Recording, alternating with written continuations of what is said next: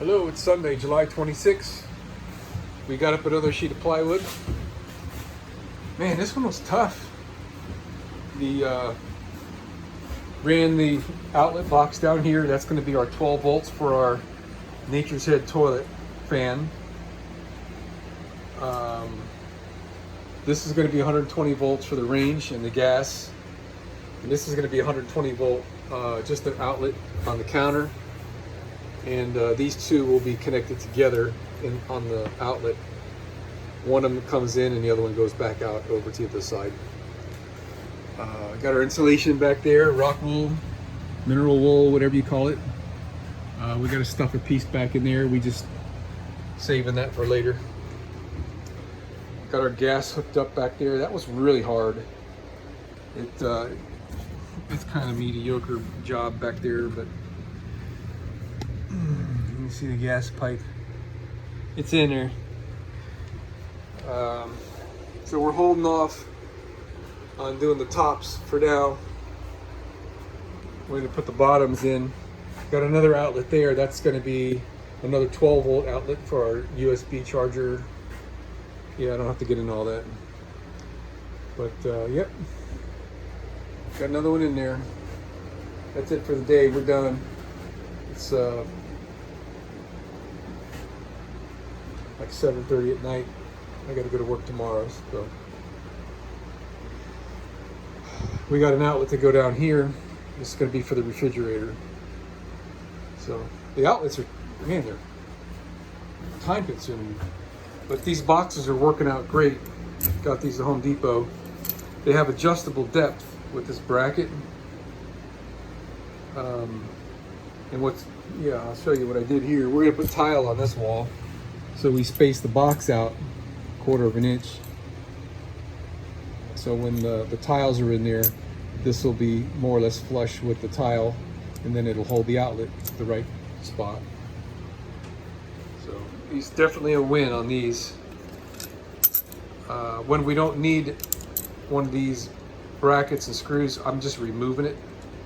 For example, this one here, I just removed it from the bottom just so that there's nothing in the way. And I'll tighten that screw that's right there holding these wires after that's fully secured.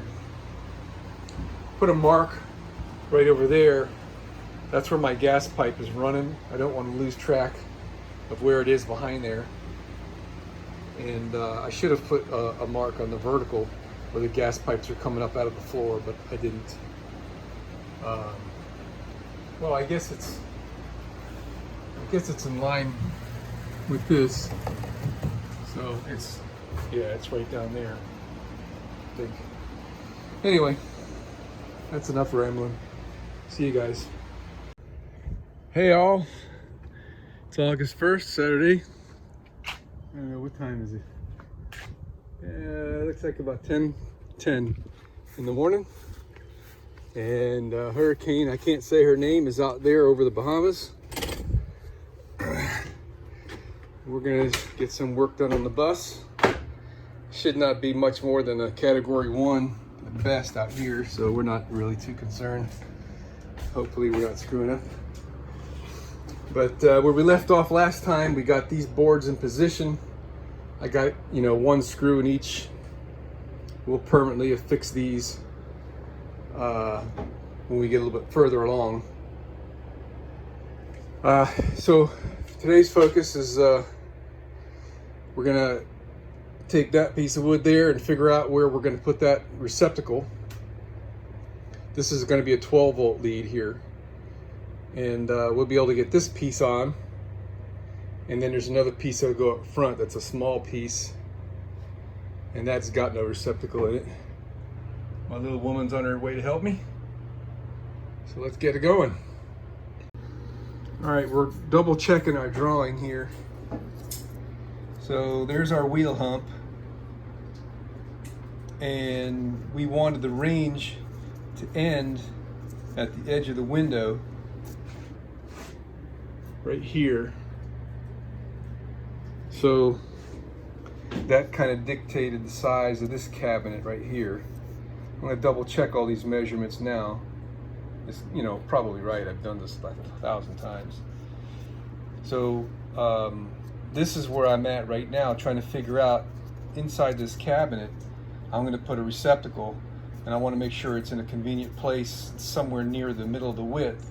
And we just really noticed 28 3/4 is a pretty wide cabinet, and we had a question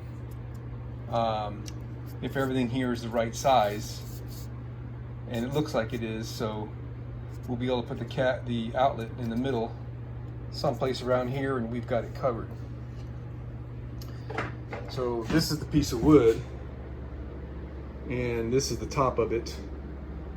I need to be 33.5 inches off the bottom to the top edge of the outlet, and then I'm trying to figure out from the edge of that wood over to give me that.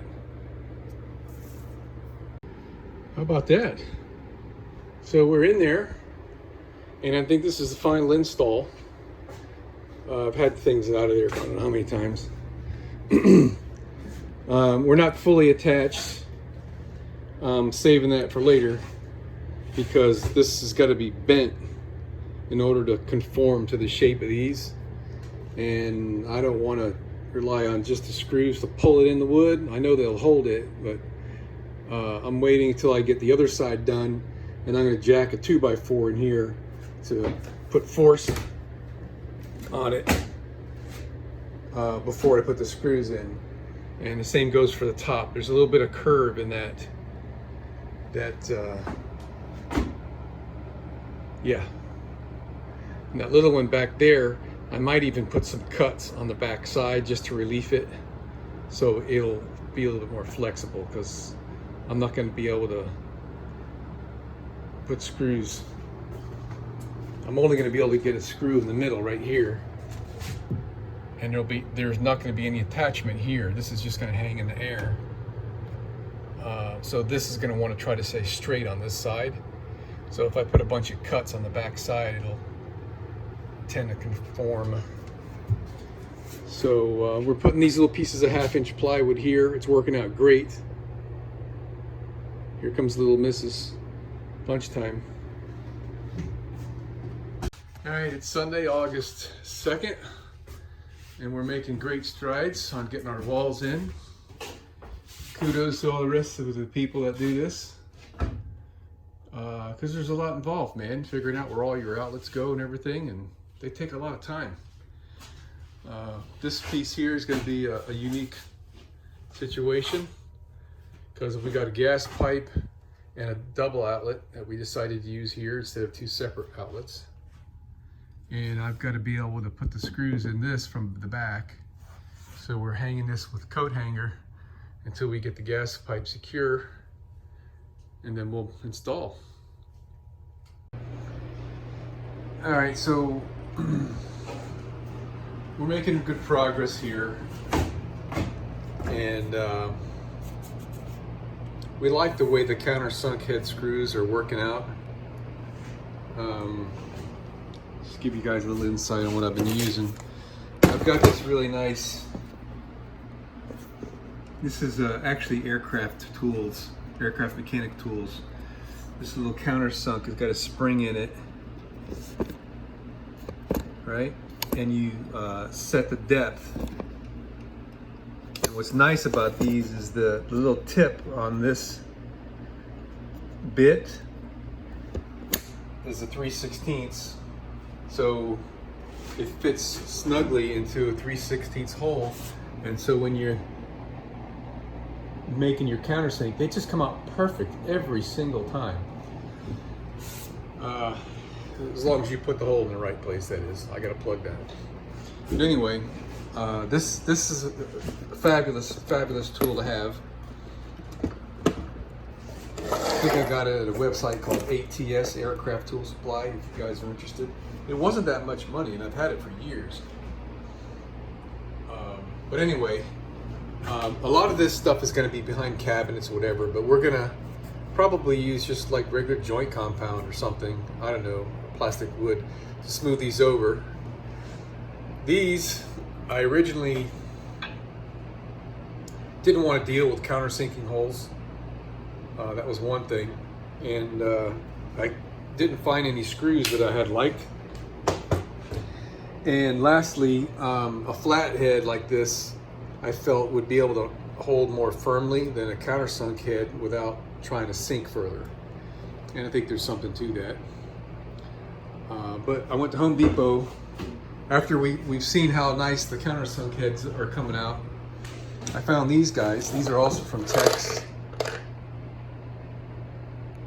These are 1 7/16".